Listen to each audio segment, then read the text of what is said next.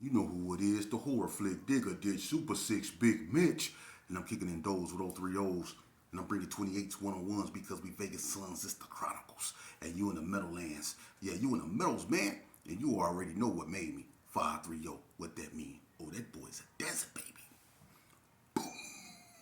Hubba Dub, Scrub, 22-inch gold Dana Days, and Big Bolo Yang can never be on my claims, man. Nah, welcome to Vegas Chronicles, man, with the whole Super 6 Big Mitch. And today, like any other day, y'all know what we do. We kick actual factuals with no additives, no preservatives, just raw and uncut. Like what? Like some sausages and crackers. Y'all already know. Shout out to everybody that's been rocking with your boy, man. Before we get started, let me get a special shout out to my boy Boo Loco, man. He caught up with me in the gym, man, and he worked out with me for a minute, man. You know, I appreciate the workout, man. It's always love when me and you come together, man. It's like, man, it ain't that many of us left, man. But shout out to Boo Loco, man. It's always love, man. He a good brother, man. And continue, man, to push positivity, man, and do what you're doing because you're winning, brother. Shout out to you, man. Let's jump right into it. Hey, I wanna address something, man. I correspond with my audience to my best ability, right? Now, it's been this one guy, man, and he been all over my platform, talking about he been trying to get in contact with me. And I done made every attempt to get in contact with this guy, C-Wack from Altadena, Donald. You've been all over my platform trying to say you've been trying to link up with me. And every time I reach out to you, you don't respond. You see? And you got something to say about the incident that took place with the Cali boys and the Vegas boys on NNCC yard. You say some things that I said in that was inaccurate, right? I've been trying to link up with you so we can find out what I said is inaccurate, right? But me and you, I know you, okay? First of all, me and you were cellies in the county jail, in the juvenile tank, when you was in the hole for that fight you had with Blood Boo. That's where I first met you, okay? And you was in the county jail for a situation involving, I think, Pee Wee and Huggy them from Playboys then. See? Okay? Now, when in the county jail, you know, me and you had a few altercations. We never came to fisticuffs, although we came close because you was in on some Cali stuff. You had a chip on your shoulder, bruh. You was in there trying to bully people. And you know you was. You thought you was tough. You was a kind of stocky, tall, big-headed Frankenstein looking dude. And you thought you used to always get into it with people. That's why you and Boo got into it.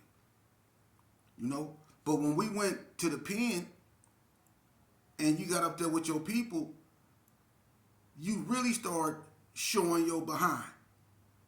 You know? That's why that riot kicked off, because you and Leonard Harvey got into it. Leonard Harvey wanted that fade with you. That's why everything got out of hand. And the situation in front of the gym was I accurate about that? That's what kicked it off. When the Killer Bees, which was a blood basketball team, was on the basketball court playing basketball, and y'all came in the gym, the Cali boys, who called themselves 213. They came in the gym, and the Killer Bees and the Cali boys got into it in the gym. And one of the Cali boys said, F Vegas. You remember that? And when the boy said F Vegas, that's when Dragos from the Gerson spoke up, and now the Gersons got into it. So it was the Gersons and the Bloods tripping with the Cali boys in front of the gym. And that's when Trip Mack stole on Baby Reg, and DP from the West Coast Blood stole on a little short Cali boy named Butch. That's what kicked it off. Right there. And that's when y'all retreated in front of Unit 2. C-Wack, you stayed in Unit 2. The Vegas car stayed in front of the gym when y'all retreated to Unit 2. It was number like 30, at the most 30 Cali boys on that yard, at the most. And it was about close to 200 Bloods and Gersons on that yard.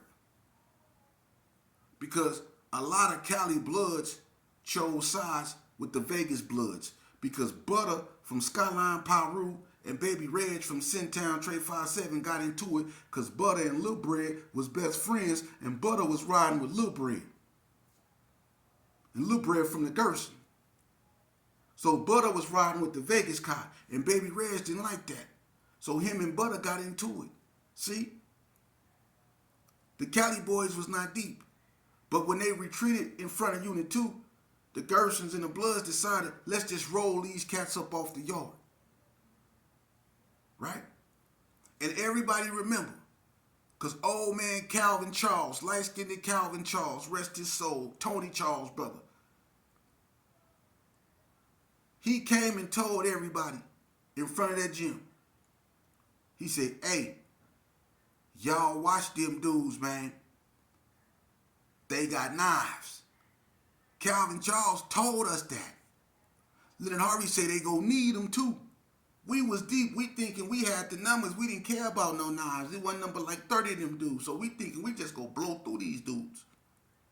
So we start marching toward the center of the yard. It's a gang of dudes. Leonard thinking he finna go over here and scrap C-Wack. But the Cali boys already came up with a plot. That's why when we approached the unit, it was Cali boys on both sides of the door. And don't that sound about right, C-Wack? It was Cali boys on both sides of that door. When Leonard Harvey walked up in that unit, it was two of them ducked behind, down by the door that he didn't see. So when he walked in, that's when they jumped up and started sticking him. And Chan Man would start running toward the unit, and everybody started running toward the unit because Leonard was in there running. He was fighting for his life. They was sticking Leonard all in his face and stuff, man. And when the Vegas kind of started running toward the unit, that's when the Cali boys, they had their knives in the dirt buried right in front of them. And when the Vegas kind of rushed toward them, they reached in the dirt and they came up out the dirt with them knives, man. And that's how they repelled the Vegas cats. Chan Man from Paru was the only one able to get up in there and help Leonard. And he threw Leonard on the ground and he laid on Leonard. But they stuck Leonard all up in the face. You see? And the Cali boys repelled the Vegas dudes. The Vegas dudes had to get them. Cali boys had, and some of them had 2 knives. You see? So what part of that, what part of that did you, it was over with basically for you after that because you went to the hole from the yard. A bunch of y'all went to the hole from the yard and y'all knew to go to the hole from the yard because if y'all would have stayed on the yard, y'all knew what was going to happen. Y'all was outnumbered. So you knew to go to the hole. Some of y'all got caught with y'all knives. Y'all didn't even throw y'all knives. Some of y'all got caught with them. And y'all went to the hole. And the ones that didn't go to the hole, you know what happened to them. You know what happened to them. Some of them PC'd up. Like the boy, what was his name? Fry, the boy from East Coast, the tall, the youngster, he PC'd up. It was a bunch of dudes PC'd up. And then the ones that didn't PC'd up, what happened to them? Keep it real. Because that was just the beginning of it. Because a lot of people got stuck. And then listen, when it happened on the yard, right? A lot of people, Leonard got stuck in front of Unit 2. You know, they repelled the Vegas cop because they was sticking up. They was poking up. So the Cali boys got down on that first episode. But then it jumped into units. And that's where I got stuck. I got stuck in the unit. You see? So it started happening all over the institutions. It started jumping. You know? And they got all the Cali boys, and they sent mostly all the Cali boys to NSP and Ely. Mostly Ely. And that's when the Golden Circle, Vegas or Golden Circle versus Gerson War was really in full effect. And all of that started between Seaweed and Big Dan from Inglewood. So I don't know what you talking about, C-Wack, man. You know, because I'm going to tell you something, man, that you don't know. Because you was gone. from that incident between us and the Cali boys at NNCC, March 23rd, 1994, that forever changed my life. I was pronounced DOA up in there, man.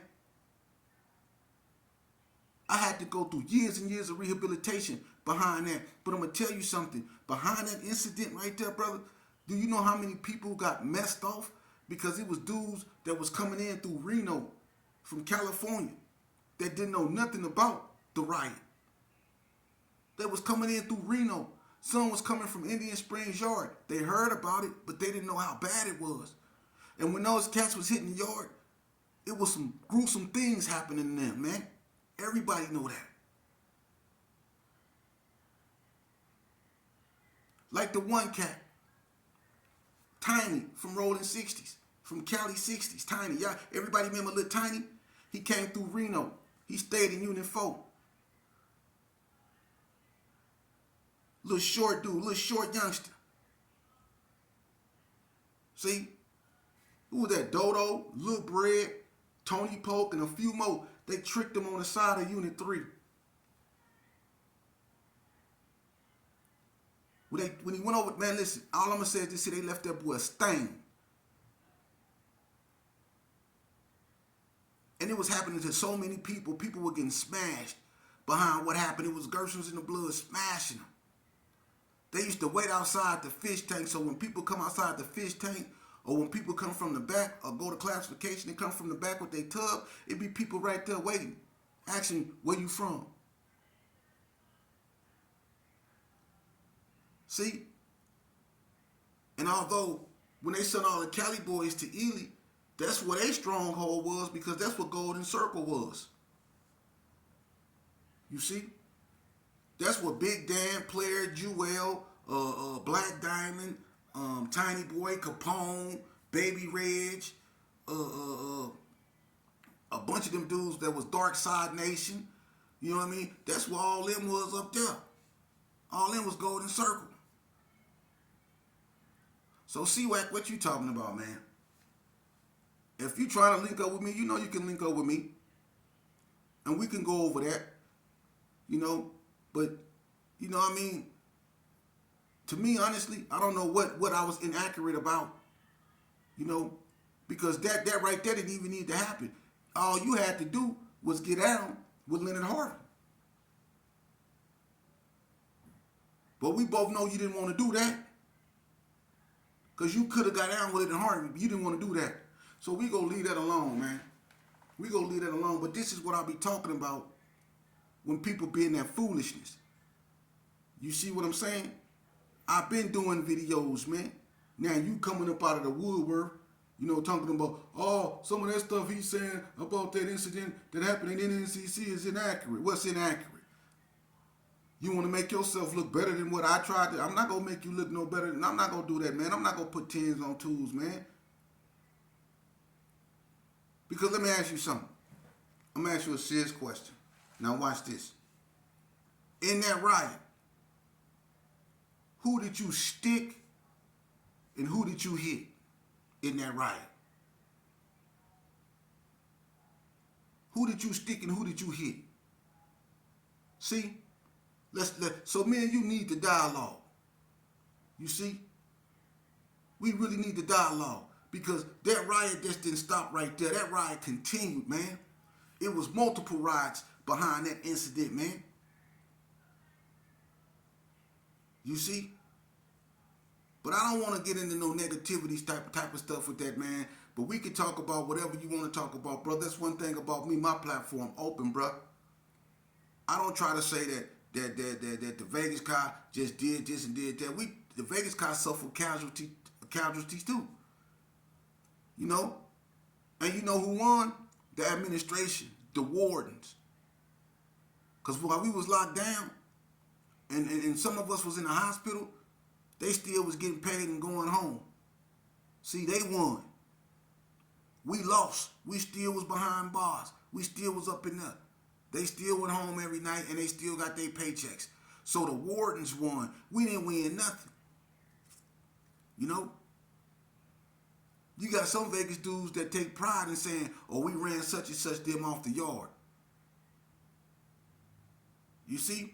But it was in some places where it was nothing but a bunch of Cali boys and certain Vegas dudes like Black from the Gerson.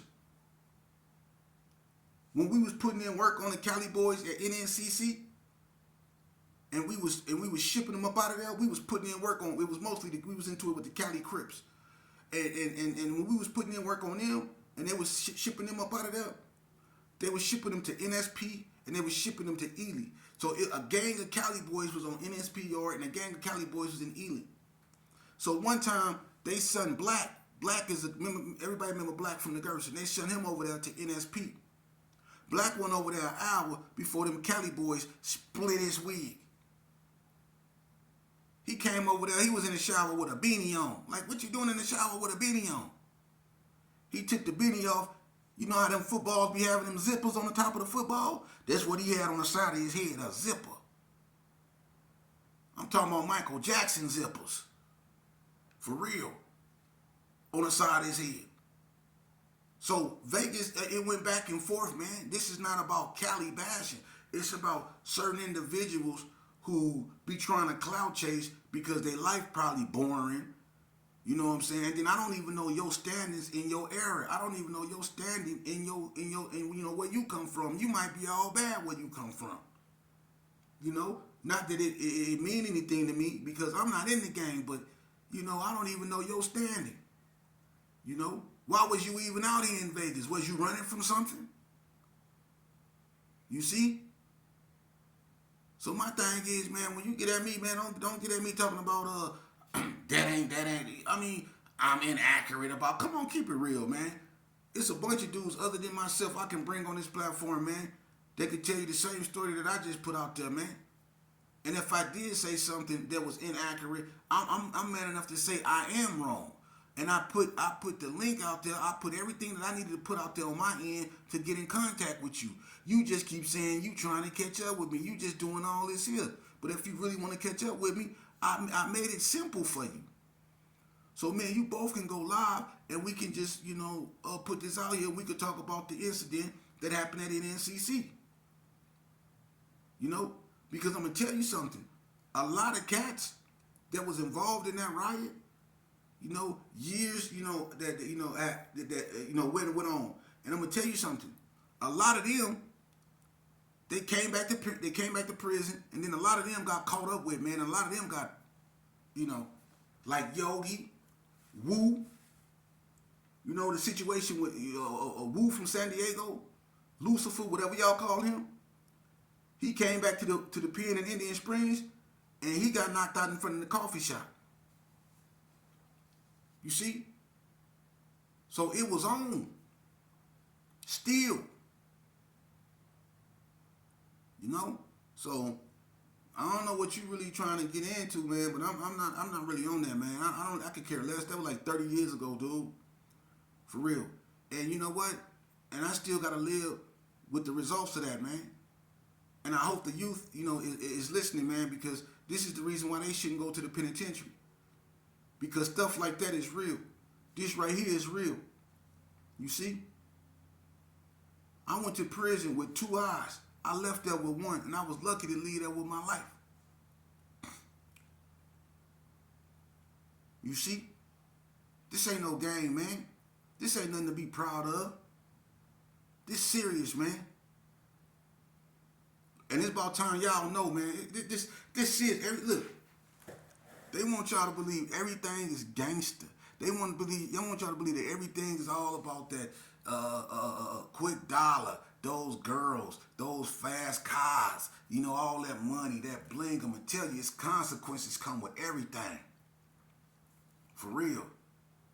Those women you seeking, STDs. Yeah, it's a lot of dudes over there looking funny behind STDs. So those girls y'all chasing, be careful.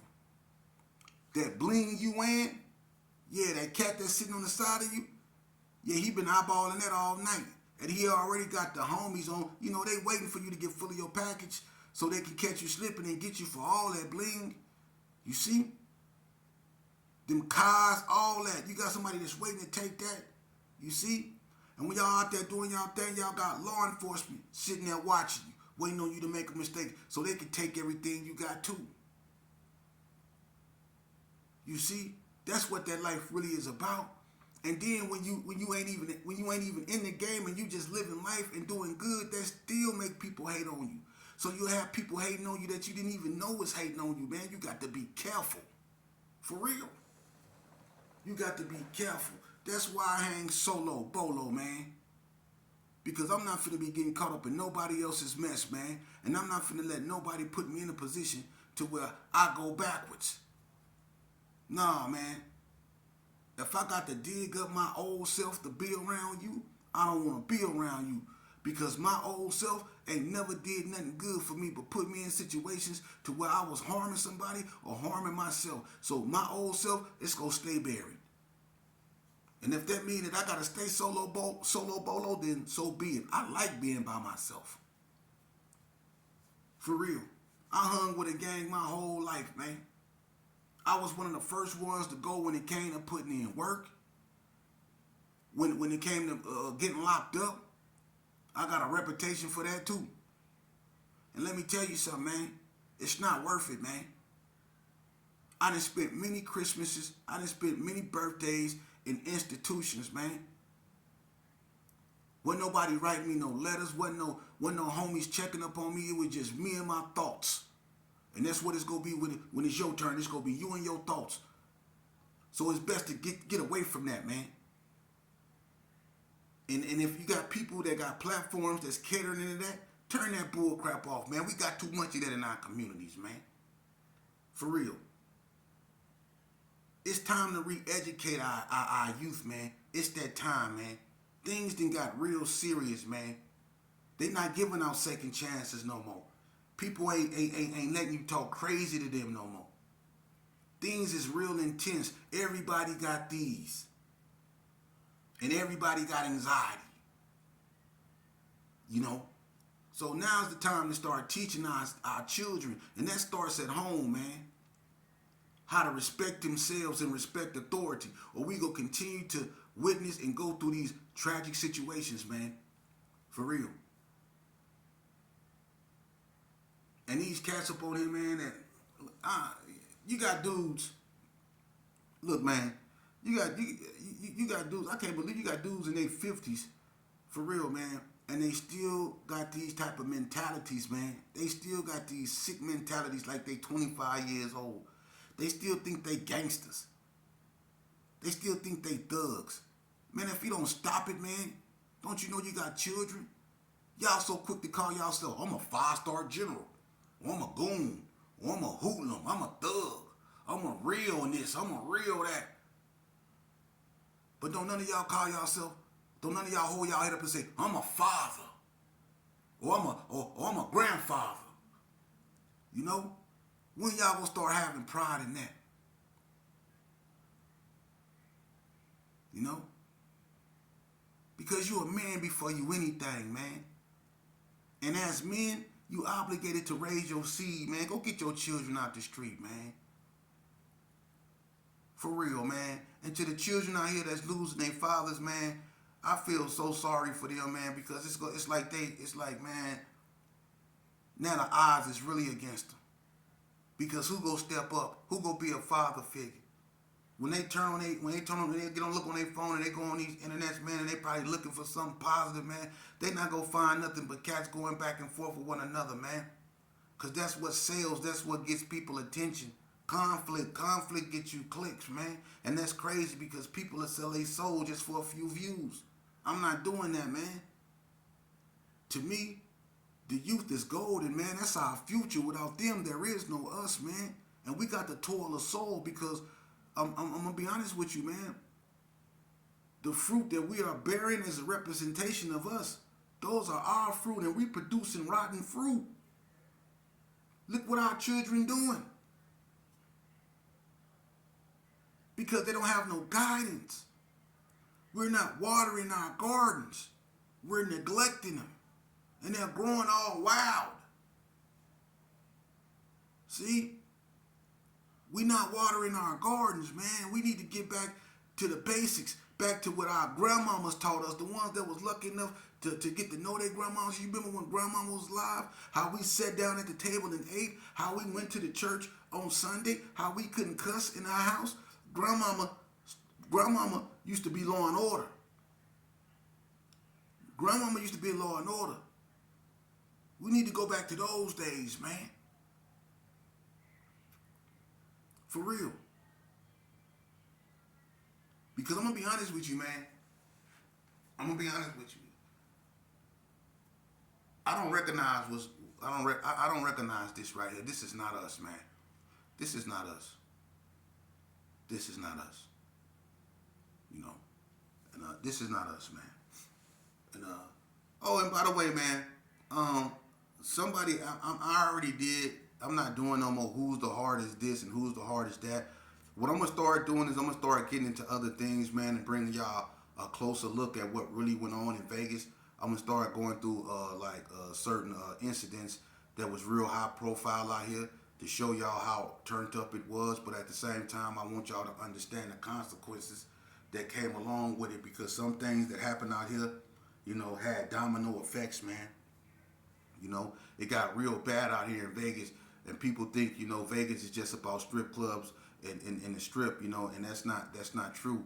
You know, a lot of people, whether you from Chicago, Detroit, California, that really dwelled over here in the streets of Vegas, especially way back when, you know, they seen how grimy these streets can be, you know, from '89, you know, to the '90s, you know, to the 2000s, you know, and to be honest with you,